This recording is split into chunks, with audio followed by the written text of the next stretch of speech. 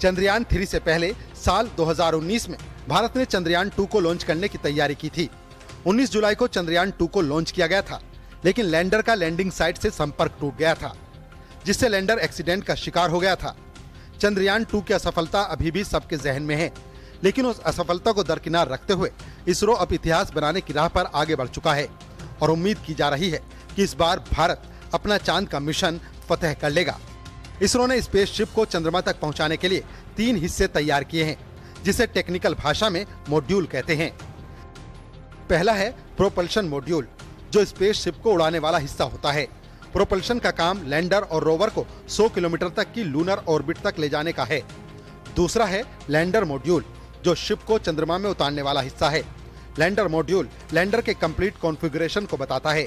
वहीं तीसरा रोवर होता है, जिसमें 6 पहिए लगे हैं। इसरो की योजना के तहत अगले महीने 23 या 24 अगस्त को चंद्रयान चांद की सतह को छू लेगा। चांद की सतह पर इसके 14 दिनों तक काम करने की उम्मीद है। रोवर पर लगे कई कैमरों की मदद से चांद के बारे में अहम जानकारियां मिलेंगी। पूरे मॉड्यूल का वजन 3900 किलोग्राम है। अकेले प्रोपल्शन मॉड्यूल का भार 2148 किलोग्राम है। वहीं रोवर का वजन 26 किलोग्राम है।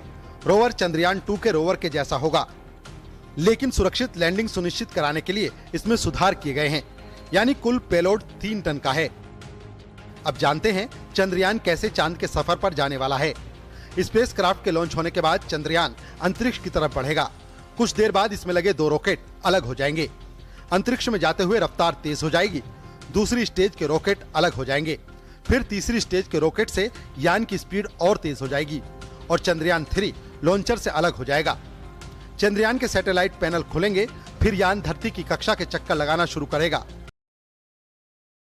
कई चक्कर लगाने के बाद चंद्रयान अपनी कक्षा बदलेगा। फिर यह चांद की कक्षा की तरफ बढ़ेगा और चंद्रमा के चक्कर लगाना शुरू करेगा। लैंडर चंद्रमा की सतह की तरफ बढ़ने लगेगा। उसके बाद चांद पर लैंडिंग की तैयारी शुरू हो जाएगी।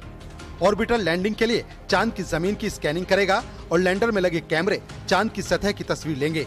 फिर कुछ ही देर बाद चंद्रयान 3 चांद में लैंड करेगा। धरती से चांद की दूरी 3.84 लाख किलोमीटर है और इसे तय करने में चंद्रयान को 45 से 48 दिन लग सकते हैं। चंद्रयान 2 में इन तीनों के अलावा एक हिस्सा और था, जिसे ऑर्बिटर कहा जाता है। ऑर्बिटर को इस बार नहीं भेजा जा रहा है, क्योंकि चंद्रयान 2 का ऑर्बिटर पहले से ही चंद्रमा के चक्कर काट रहा है। अब इसरो उसका इस्तेमाल चंद्रयान 3 में करने वाला है। ऑर्बिटर के साथ न होने की वजह से किसी अनहोनी से बचा जा सकता है, जिससे स्पेसक्राफ्ट के क्रैश होने का खतरा भी। मिशन को लॉन्च करने की तैयारी अपने अंतिम चरणों में है। चंद्रयान लैंडिंग एरिया के पास, लेकिन आकर्षण जितना ज्यादा है, चंद्रमा तक पहुंचने की राह उससे भी कहीं ज्यादा चुनौतीपूर्ण। Vikram lander descent was as planned and normal performance was observed up to an altitude of 2.1 kilometer. Subsequently, the communications from the lander to ground station was lost. The data is being analyzed.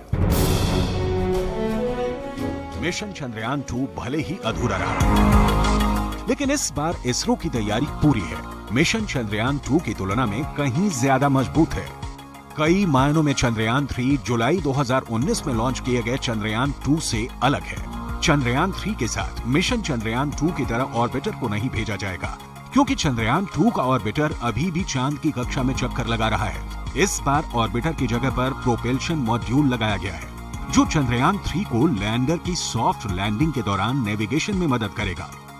Orbiter के बदले हमने propulsion module ही रखा है। दूसरा क्या था कि अभी हमें 2-3 चीजें पता थी कि एक डिस्पर्सन ज्यादा था, तो डिस्पर्सन को कितना कंट्रोल ज्यादा कर सकते हैं या डिस्पर्सन को कितना अच्छा समझ सकते हैं। इससे ज्यादा तो हमने क्या किया कि हमारा जो कंप्यूटर प्रोग्राम था उसकी रेंज थी उसको बढ़ा दी, कि अभी अगर डिस्पर्सन ज्यादा भी हो गया तो भी हम कंट्रोल है हमारा, चला नहीं जाएगा। चंद्रयान 3 मिशन में मॉड्यूल के 3 हिस्से हैं। प्रोपल्शन मॉड्यूल, जो स्पेसशिप को उड़ाने वाला हिस्सा होता है। लैंडर मॉड्यूल, जो स्पेसशिप को चंद्रमा में उतारने वाला हिस्सा है। रोवर, ये चंद्रमा का डेटा जुटाने वाला हिस्सा होता है। यही नहीं, चंद्रयान 3 को चंद्रयान 2 के मुकाबले कई स्तर पर अपग्रेड किया गया है, ताकि सफलता को सुनिश्चित किया जा सके। पिछली बार की तुलना में लैंडर को मजबूत बनाया गया है। चंद्रयान 3 में बड़े और शक्तिशाली सौर पैनल का इस्तेमाल किया गया है। गति निर्धारित करने के लिए अतिरिक्त सेंसर लगाए गए हैं। चंद्रयान 2 की सॉफ्टवेयर समस्या को ठीक किया गया है।